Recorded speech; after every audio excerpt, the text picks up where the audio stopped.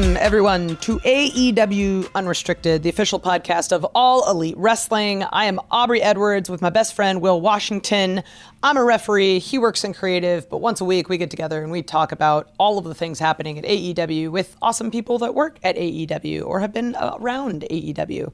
And speaking of awesome things happening at AEW, we're like nearing the end of our Road to All In residency in Arlington, Texas, which has been, in my opinion, absolutely incredible. I have had a blast. I wasn't sure what to expect the first time I walked into the venue. Same. But, I've been at every show there, and I will be at every show. It's such a different environment doing the residency, but it's very cool.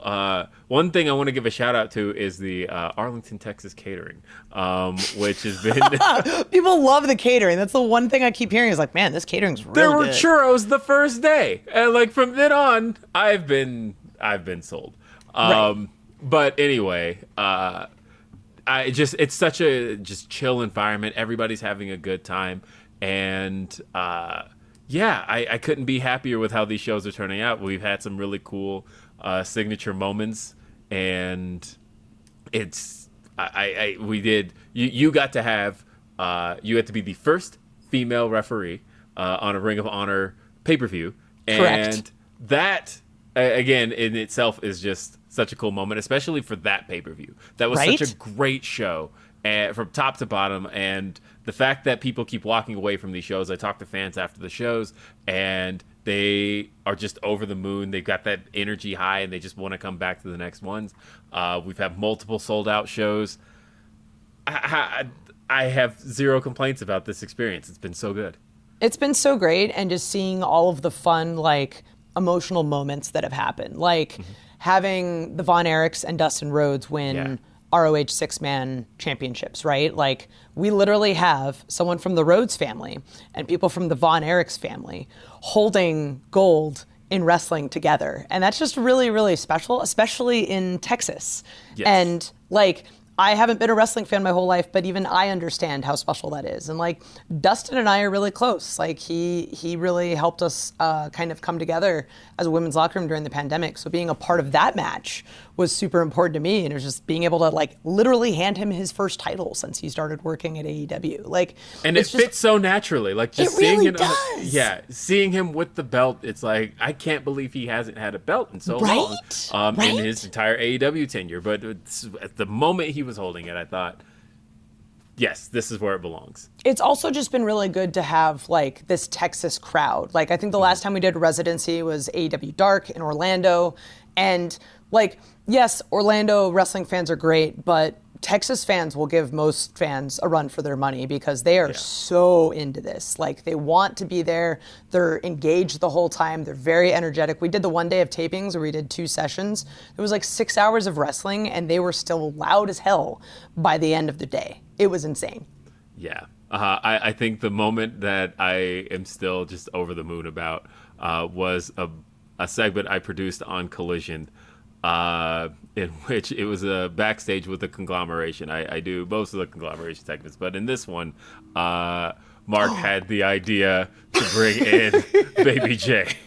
And that was something that, when planning out the segment, I hadn't accounted for. But once he said it, I was just like, yes, because I could feel...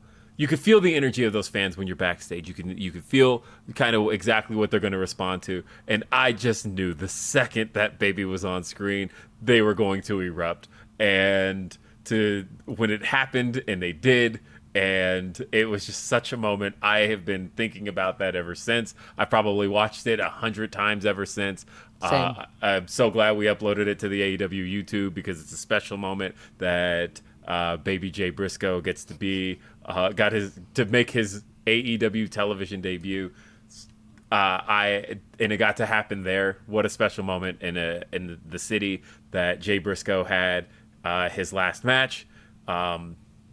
That to me is very, very special, and I think is really, really cool. And I can't wait. This has been a great Road to All In series, and we are now heading on the home stretch to All In.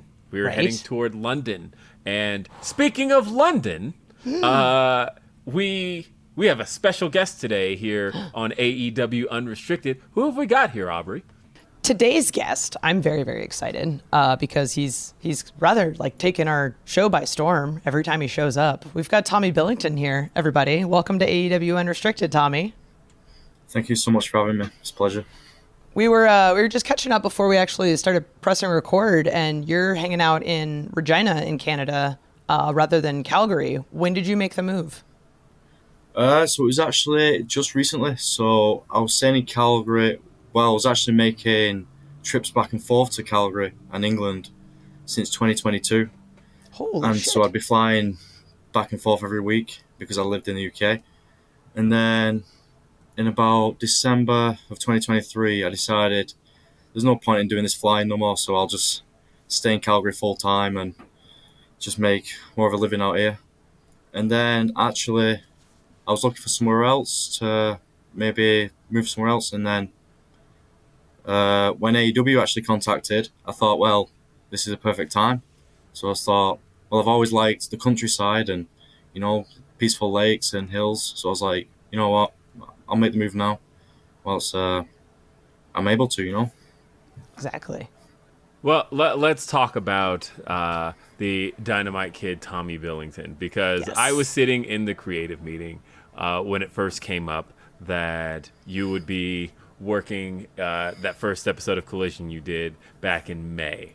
And, of course, everybody's eyebrows raised because they hear, wait, Dynamite Kid, Tom Billington, that can't be right. And then they're like, no, Tommy Billington. But then we get your picture and your graphic for everything. And of course, that didn't stop everybody from going, wait, that can't be right. Because I thought it was a ghost. Legit. Yeah, because the resemblance is uncanny. And I'm sure you've actually heard that quite a bit. But, for this to be your introduction to a lot of AEW fans, how was that experience as that came to be? So actually, I was never going to use the moniker Dynamite Kid, and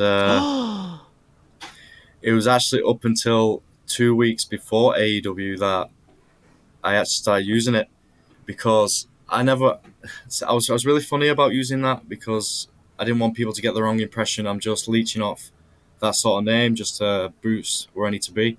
So I always thought I just want to make a name for myself. And then, so for the longest time, I just went by Tom Billington. And then, right before, 2 weeks before AEW debut, I was in Bret's house just having dinner with him or, whatever. And he'd tell me, he's like, Tom, I really think you should use that Dynamite Kid name as long as your name too, because you look so much like him, you talk like him, you even walk like him. It's like, I remind him so much of him. He said it scares him a little bit. So I thought, at first I was kind of like, I get where you're coming from, Bret, but I really don't want to. And then it took like weeks to be like, Tom, I urge you to use it because it will do you good, and people won't ever doubt you when you use it too, because they'll see how you work, just like him, and they'll be like, there's no doubt the Dynamite Kid. So after a few weeks, I was like, you know what, I'll give it a test run. And then like 2 shows of using it, it got really over, and people was like, yeah, no doubt, like you look so much like him. And even that, like I get it every day. Like they'll be like, you look so much like your uncle, it freaks me out. It takes me back to like the 1980s, the Stampede Wrestling and things like that. Mm-hmm. And it's like, I know, like it's like, so when AEW was like, no doubt, we have AEW Dynamite Collision, it's like, of course I'll use it. And then ever since, it's been the best decision I ever made, to be honest with you. It's one of those things when Bret Hart tells you something, like, hey, maybe you should do this. Like, maybe you should listen to him. Maybe I should listen. Like, just a suggestion. Yeah. He might know what he's talking about. I also like the casual suggestion of like, I was just having dinner with Bret Hart, and I'm just sitting here thinking like, if Dax Harwood is listening to this, he's so jealous right now. Yeah, we've surprised Dax with a few times gets, like when we came over for when we was in Calgary, We saw, you know what, Dax, come to Bret's house and have some wine and stuff. And he was over the moon. Like, I've never seen. He was like a kid at a candy store. You know what I mean? Like, it was one of the best days I've ever had. Oh my God. So you find out you're debuting at AEW. When did you find out it was Dax that you were wrestling? Well, I actually found out about the debut and Dax on the same day, which was like 2 days prior. That was the meeting I was in. So yeah. It was a Saturday that the show aired, well, live, and then I got the call probably about Thursday, I believe it was, and someone actually messaged me, one of my friends, like, said, who know Dax too, was like, be ready for a phone call today because Dax from FTR is going to give you a call. I was like, stop pulling my leg, like, it's not, no time for ribs. You know, you rib me enough, I rib you enough, just not today. And he was like, no, I'm serious.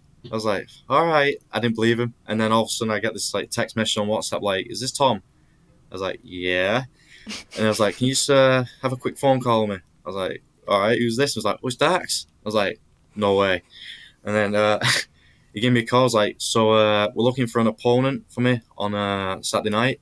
I was like, well, I was thinking you would be a great fit with being in Canada and Dynamite and Bret and all that. So I was like, would you want to do it? I was like, do I want to do it? Yeah, I want to do it. And before you know it, like, the graphics going up, I'm debuting, and I guess the rest is sort of history, you know? I just couldn't believe it at the time. Yeah, I like I said, I remember how quickly it happened because it was literally we had the meeting on a Tuesday or on a Wednesday, and then next thing we know, just everything is rolling very quickly, and you're on the graphic. And again, the internet is just like a little bit mind blown at the idea that we're seeing Dynamite Kid on the show, and it definitely looks like Dynamite Kid, and I feel like when it came to that actual match happening, you definitely lived up to the moniker. I think fans walked away going, "Oh, this is the second coming of the Dynamite Kid. I want to see more."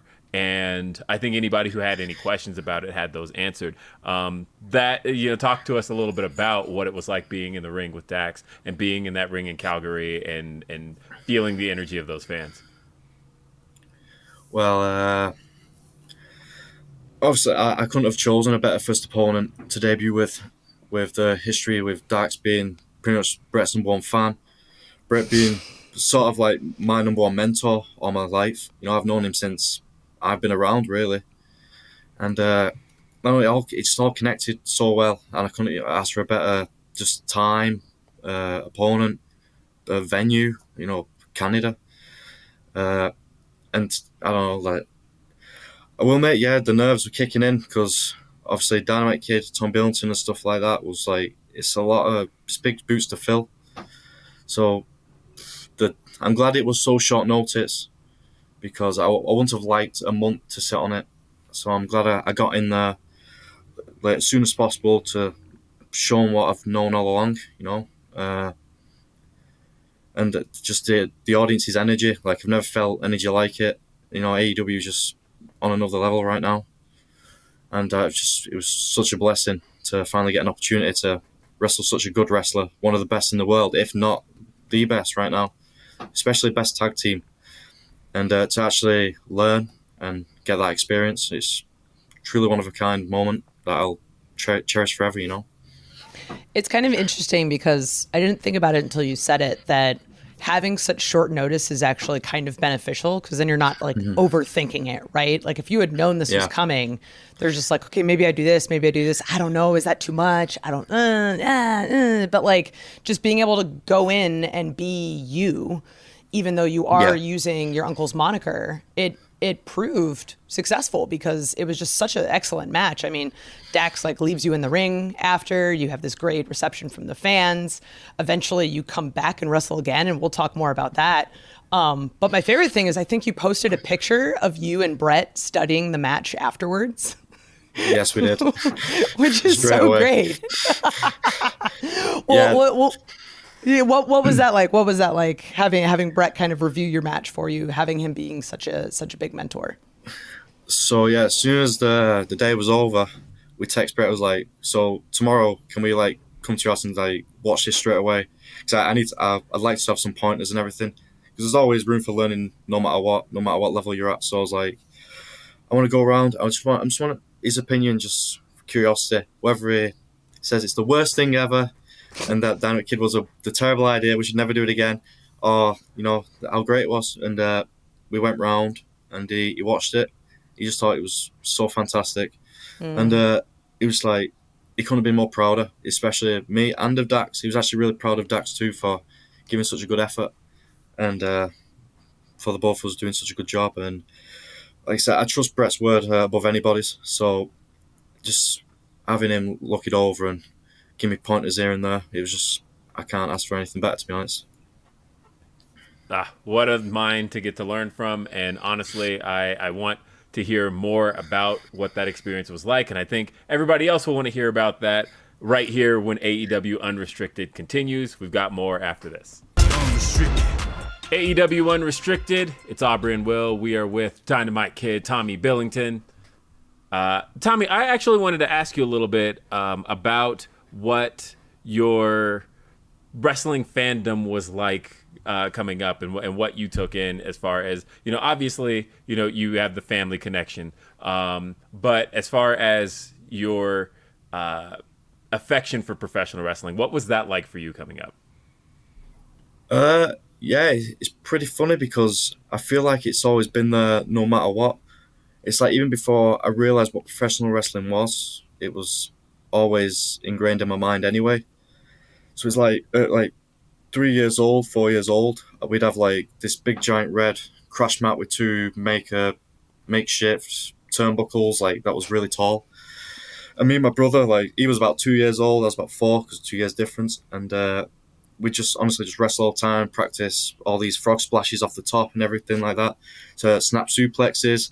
So even before I even watched anything on TV, was doing like some crazy stuff, to be honest, for 2 and 4 year olds to be jumping off like fences and stuff like. Even now I'm thinking about like, why did I do that, or why did my parents even allow me to do that? But yeah, it's like it's always been in my life. So my dad would always, being Dynamite's brother, always watched all the 80s stuff because he was growing up in that era. So he'd watch like Saturday Night's Main Event, all the WWF house shows, or whatever it be, pay-per-views, SummerSlam, Survivor Series, what was popular at the time. And so he'd watch Stampede Wrestling. So whilst he's watching all that, I'm sat in the corner probably taking it all in. And I'm just, at the time I was actually studying moves to like what to use on the outside in the crash mat. So I was like, I'm going to do that to my brother later. Some like spine buster or something, whatever it was.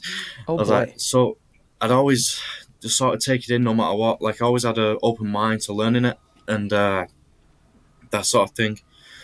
So growing up, I had no doubt in my mind I was always a wrestler. Like there was no job ever that was going to take that away from me. Like I was never going to be anything like a normal job or whatever. I was never crossed my mind once.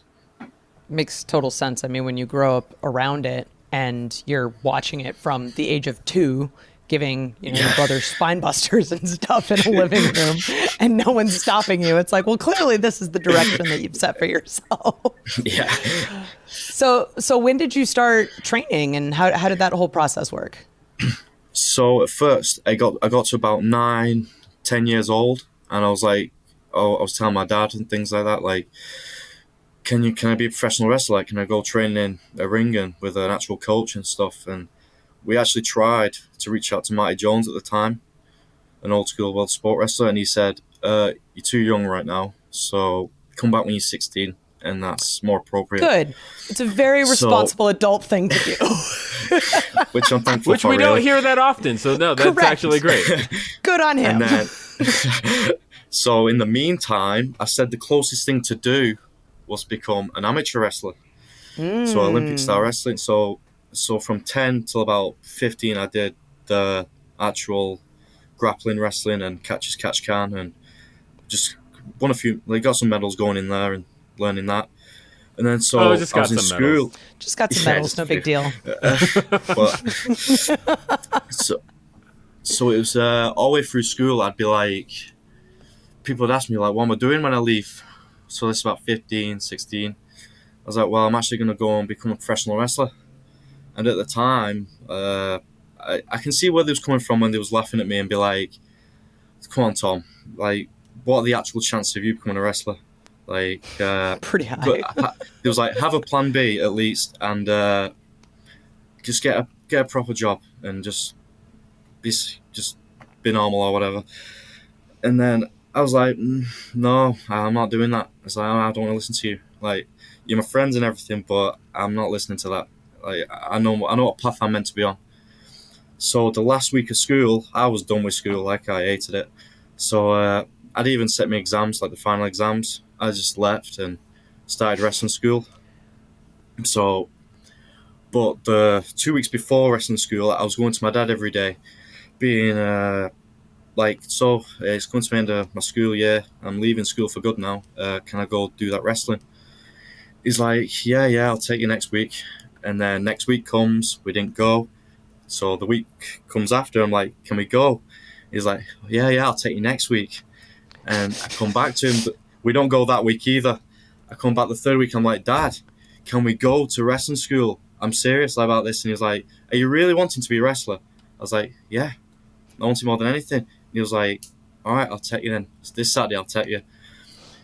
So what he had in his mind, that he didn't want me to end up the same way as like Dynamite did and stuff, because he knew like how the business is and it's pretty hard on people. So he didn't want that for me at the time.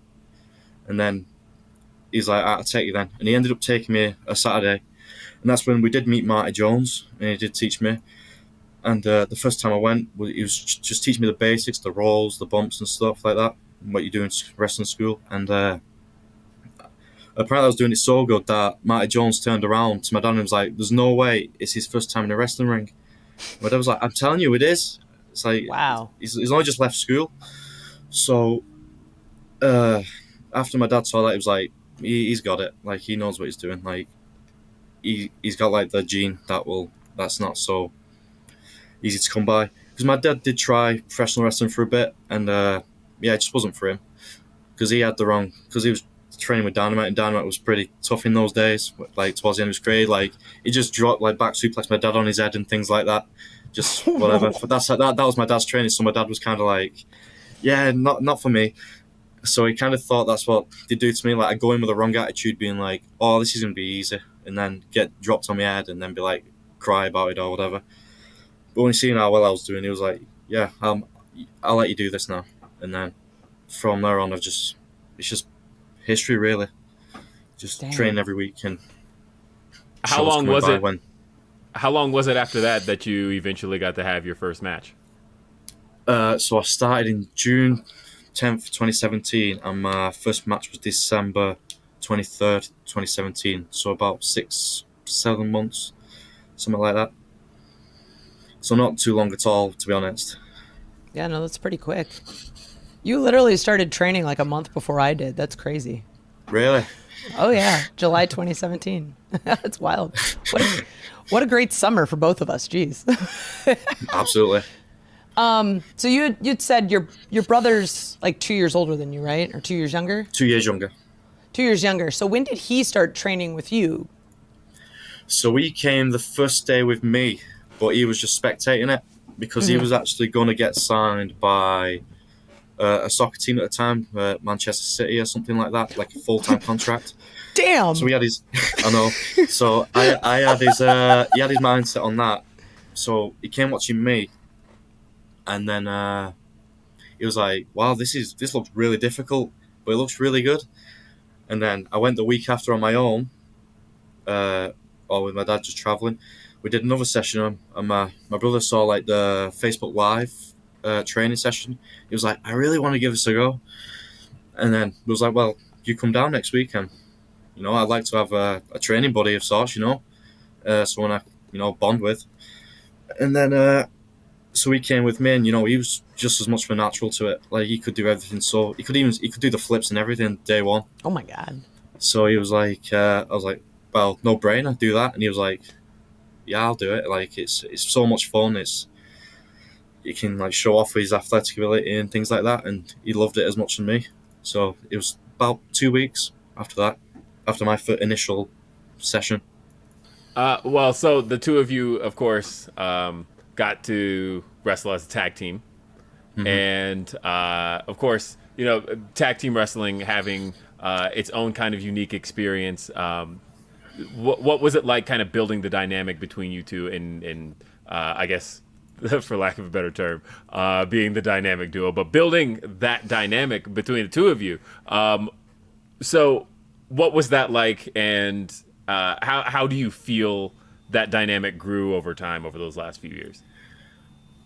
Oh yeah, well, me and Mark have always been close, and when the wrestling came, I was like, well, I'd like a tag team partner, and then we thought, well, if you start, then maybe we can be a tag team, and because I initially just planned to be a solo all the time because he had different plans, and then when he came into the picture, it made me rethink. I was like, you know what, he's so good at it, and he's just so young too, and so into it like me that, well, we should do a tag team, because if we can combine our stuff together, I think we do pretty well.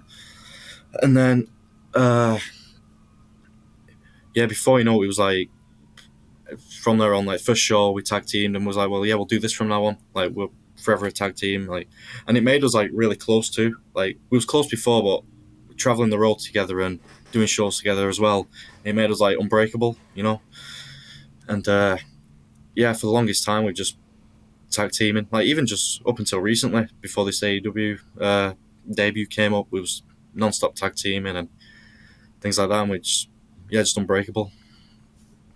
That's one of the best parts about being on the indies, I think, is just the traveling with other people and the relationships you build when you're so much closer with everyone and you're trapped in this car for a long amount of time, and you're just talking about like, okay, well, what are we going to do in our match tonight? What are we going to do this? Or talking about everything that you've seen on TV. It's one of the great things about wrestling that I don't think other forms of performance really get to experience. And it's just really great that it's also something that you got to share with your brother. That's so awesome. Oh man, there's so much more to talk about with Tommy here on AEW Unrestricted. Coming up, stay tuned. AEW Unrestricted, Aubrey and Will talking to the new Dynamite Kid, the current Dynamite Kid, Tommy Billington. You've seen him on Dynamite, you've seen him on Collision. He's just this rising star in Canada, and we're so happy that he's had a chance to speak with us today a little bit, get to learn a little bit more about him. In the first segment, we actually talked about your match with Dax a little bit, and I want to talk about your match with Takeshita a couple months later on Collision. How was that match in comparison to your match with Dax? Because they're both two incredible competitors, but obviously very different wrestlers. Yeah, I've actually always wanted to wrestle Takeshita, because I'm really big in Japanese style, and obviously being rooted with Dynamite. I think he was the best second opponent I could have asked for too. And it's like, of course, hard hitting, very tough. I've got to show a lot of heart in there. And I feel like I did that. Just I always have to keep my shoulder turned and keep an eye on Don, because he's always up to something. That damn Don. But yeah, so the match itself, it featured a pile driver contest, which was just insane. And it had the crowd on the edge of their seat. Everybody was into this. But again, it was just one of those crazy visuals, and again, just standing toe to toe with Takeshita. Again, that experience. Knowing that you're getting in with Dax was one thing. I think that Dax being a big supporter of, a big fan of Bret the Hitman Hart and your family's legacy and things of that nature. But then you have somebody like Takeshita, who is just so big in stature, and again, he's almost so many different styles in one guy when you look at what Takeshita brings to the table. And so, again, when did you find out that match was happening? And how did, putting that together, what was that experience like? So I must have found out about 4 days beforehand, something like that. Ooh. If I was guessing, it's pretty late notice again. Much more time more time, twice as much. Yeah, twice the time. Twice as much. But I was actually really excited about it because it's like now I've got my foot in AEW that it's no more nerves, no nothing. I was ready, and Takeshi, I respect him so much, and especially over the last like couple of years, he's gone from you've never heard the guy to superstar in my eyes, and it's like, and I've always wanted to wrestle this Japanese style, and nothing but pure heart and soul in matches, and meeting him was extraordinary, and such a good guy. Just that he gets a little just twisted sometimes by bad influences, let's say. So yeah, I agree. He was a really good guy until that Don dude came along. Yeah, less we talk about him, the better. But yeah, right. Regarding Takeshita, one of the best in the world. Can't even ask for a better opponent. Just so much to learn from him, and I'm just glad that I was able to go in there and give everything I could and show him that I'm not just a name, that I am pure heart and soul too. So that first show, the match against Dax was in Vancouver, if I remember correctly. And, of course, that Vancouver crowd, incredible crowd. Insane. I think, honestly, one of our more underrated crowds of the year. But I think one of the joys of Calgary is, of course, getting to be there during Stampede and getting to be a part of that entire experience. I mean, I've gotten to go now to Calgary twice, and it's been just a pleasure every time. I think about it a lot, and getting to walk around in all the cowboy hats and whatnot, it's amazing. But again, just the difference between those two Canadian crowds and essentially getting to come to wrestle Takeshita in that environment in Calgary, and getting to feel that energy, and it felt like they were all into you. It felt like, and that is almost an advantage that a lot of people don't get to have. That when you walk into in front of a large crowd for the first time, you don't necessarily have the guarantee that they're going to respond well to you. But in your case, you got to have the advantage of all of these people chanting your name and wanting to see you do it, and that is something that I think all of us backstage were just taken aback by. Like, this is magic in a bottle here. This is happening right before our eyes. Did you think the fans were going to respond that way for either match? To be honest, no. The first time I was expecting absolutely nothing because I'd never been on TV before. So I knew going into the first match it'd be sort of an uphill battle, because obviously no one knows me. So I walked through the entrance stage when my entrance was playing, and of course, you could hear a pin drop in there. And but by the end of it, I feel I won the respect of everybody in there. And so coming into this second match, I had a feeling that I get a little bit of respect with being in Calgary, being a local guy. Everyone knows me in Calgary because I've been around so long. So I was like, I was only expecting just maybe two people chanting my name, and and it turns out, a lot of people actually just give me the support that I needed and looked out for me, and I didn't expect it at all, and I'm really grateful for it. So to all the fans out there that keep supporting. So I didn't expect it at all. One of my favorite moments of that match with Takeshita was what happened after, where Don tries to get you. As much as we said we don't want to talk about Don anymore, he kind of finds his way into the conversation. Don tries to get you to join, is the Don Callis family, and you have this iconic line of just telling him to kiss your ass.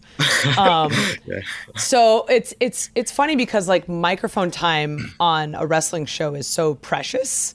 When did you find out that you were going to have to speak on a microphone?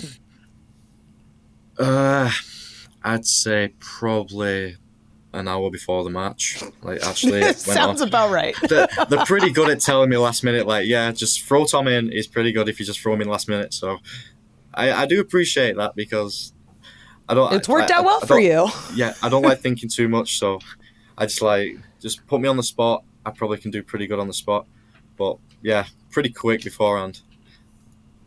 I didn't even tell me what it was going to be either. Like, it was like, yeah, it's going to be on the microphone, then we'll figure it all out later. Like, that sort of thing. Wow. Well, I want to talk a bit about some of your other wrestling experience in Calgary, for example. So I want to talk about Dungeon Wrestling, and how you guys were a part of the first ever Dungeon Wrestling show. And you wrestled a time limit draw against the Bollywood Boys. So again, just kind of talking about the entire experience with Dungeon Wrestling, and how was that, and how's that been? So actually, me and Mac first came over in August of 2022, we was only intending to stay about 2 weeks to get just some shows done, and then on as we're about to go home, like a few days beforehand, Bret's like contacts us like, so we've got this show coming at the end of October, so we have to stay for like a few extra months. We said we'd really like you to do it. It's like, if you can't, I understand, but since you've already got your flight home and things like that, and but we'd really like you because of the name, the legacy, and plus the venue, which is the Victoria Pavilion, which is obviously where Stampede Wrestling every week in Canada. So we was really thinking about, well, I definitely was up for doing it. Mark was really homesick, so we was like butting heads, like, we need to stay, and he's like, no, I'm not staying. And I was like, and we've had like a little back and forth for a week until I was like, right, I convinced him, and then he was like, right, I'll stay till October. And then so we had to stay for the extra like 3-4 months, whatever it was, and then we basically just got all these bookings everywhere else. But when Dungeon came around in October, it was like, I didn't know really what to expect, because it was the first time Dungeon was going in such a big venue. It holds like 2,300 people or something. Damn. Like, there's no way they're going to fill that, especially a brand new independent company like this. And then before you know it, like, Bret was there supporting.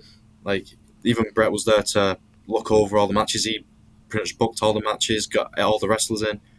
So Bret and his son Dallas just put all this production together, got proper cameras, got pay-per-view going, got all these fantastic wrestlers, and before you know it, they completely filled the venue. 2,300 people in there. Just they had to turn people away. It was unbelievable, and wow, that was another thing. Like, Bollywoods was such a great first tag team to show off our skills to, because Bollywoods are there to prove a point too, and we wanted to make our names noticed.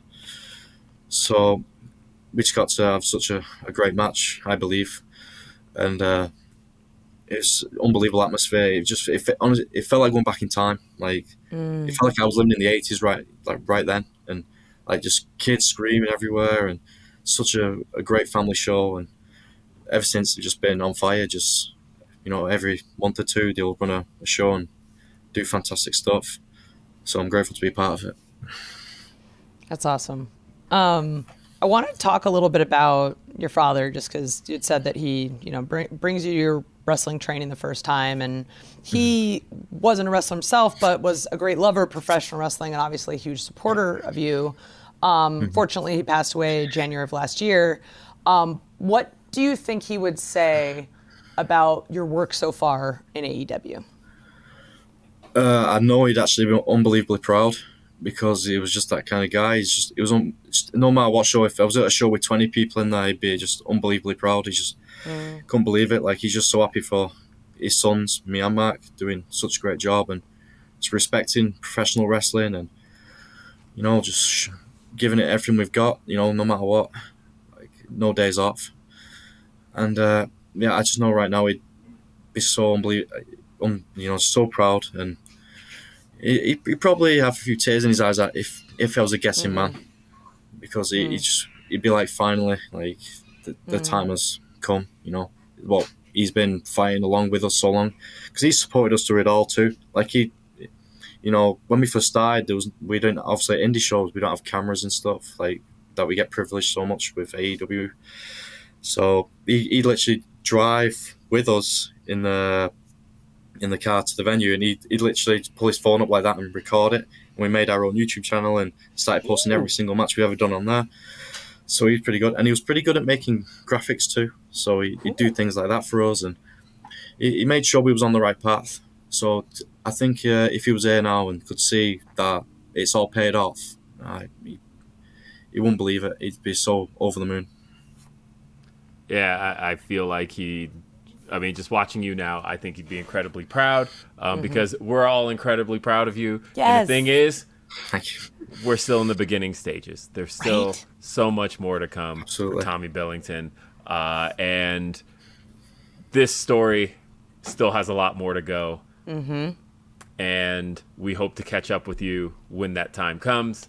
But Tommy, thanks for being here on AEW Unrestricted.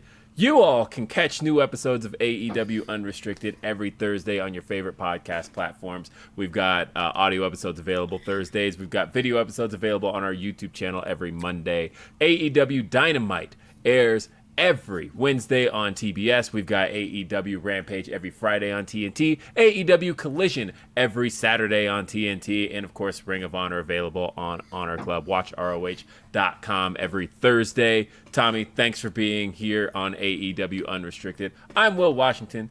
She's Aubrey Edwards. See you next time. Peace. Bye, everybody.